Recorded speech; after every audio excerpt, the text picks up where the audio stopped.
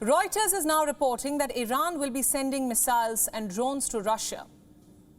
This comes on the heels of the developments that we were talking about yesterday, where kamikaze drones struck Ukrainian capital, Kiev, and another city, killing 8 people.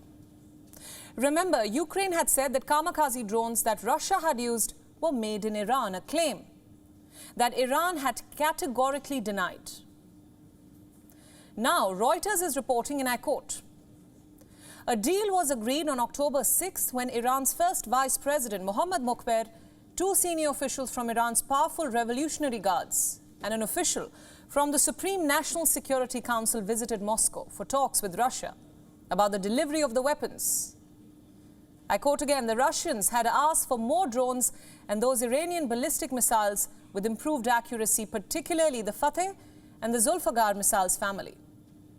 I'd like to stress at this point that WION has not been able to verify this claim, but we can tell you that it was only today that the Kremlin denied using Iranian drones. Listen in.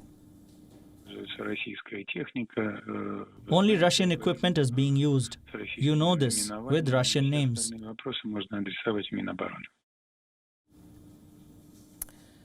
So how is Ukraine reacting to this? Kiev says it is moving to cut diplomatic ties with Iran.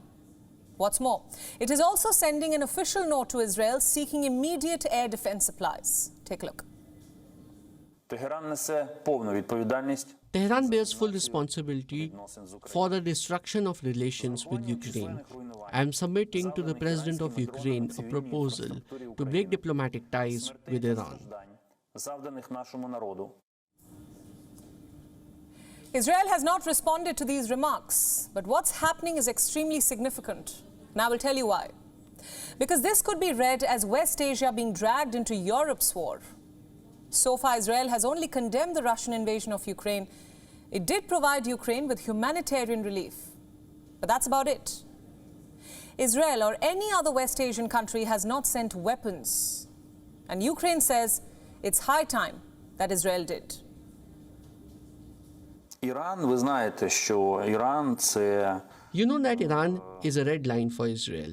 After Iran directly became involved in the aggression against Ukraine, I think that anyone in Israel who had any doubts as to helping Ukraine or not has now had their doubts dispelled. Now, all of this comes on a day which began with Russia striking Ukraine's energy facilities. Once again, drones were used. Kiev was among the many cities that came under attack, and this time, the target was Kiev's northern area. It houses a thermal power station. Explosions were heard there at 9 a.m. local time. And this is what followed. Thick plumes of smoke could be seen rising over Kiev's skyline. The neighborhood of Troishina was left without any power and water.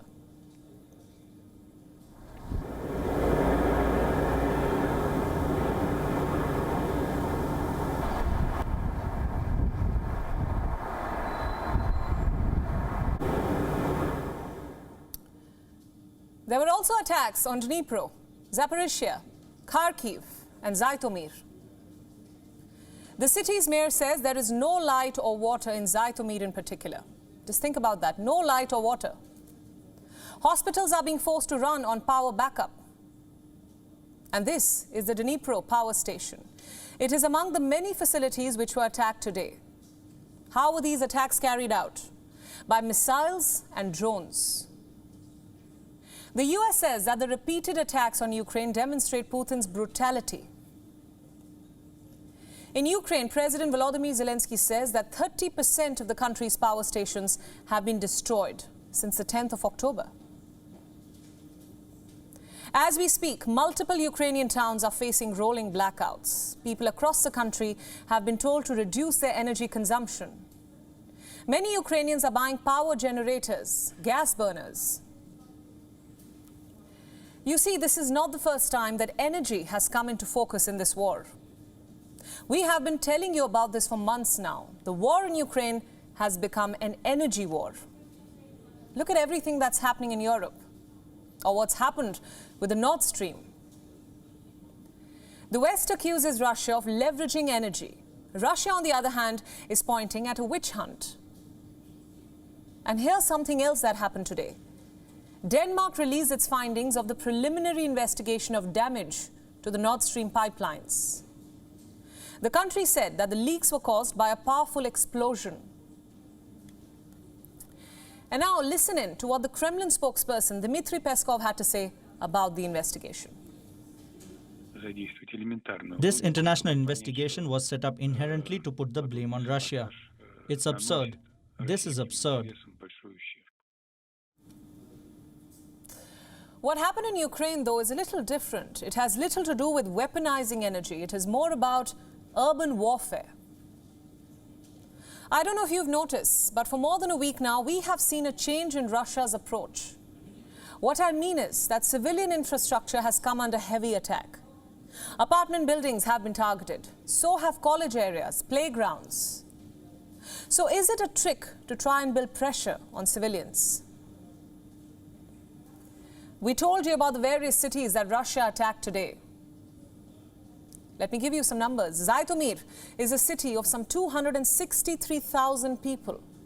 Dnipro is a city of 1 million people. Kharkiv of 1.43 million people. Can so many people afford to scramble for energy in pre-winter months? Now isn't the time when Ukraine can afford heating outages. And that's exactly what the West is pointing at. It says that Russia is trying to demoralize Ukrainians. Should it be surprised, though? Enemy countries have used this tactic since time immemorial. It's called psychological warfare. Try to break down the enthusiasm of the civilians, sow seeds of doubt vis-a-vis the country's leadership, his or her ability to win a war. Is this what Russia is trying to do? Is this the game? With its General Armageddon, as he's known as, Sergei Surovikin, is playing. Take, for instance, what happened this morning. While energy facilities appeared to be the primary targets, there were also attacks on residential infrastructure. In Mykolaiv, an apartment building was hit. At least one man died.